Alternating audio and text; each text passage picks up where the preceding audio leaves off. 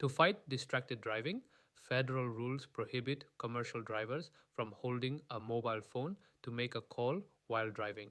This includes holding the phone up to their ear. Drivers are still allowed to talk on the phone, but only if they use a hands free device like a Bluetooth headset or speakerphone. The call has to be started or answered with a single press of a button. A ticket for using a handheld phone is considered a serious traffic violation.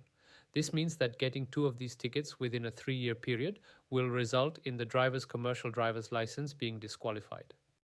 To make sure your drivers are safe and compliant, you should provide them with reliable hands free devices.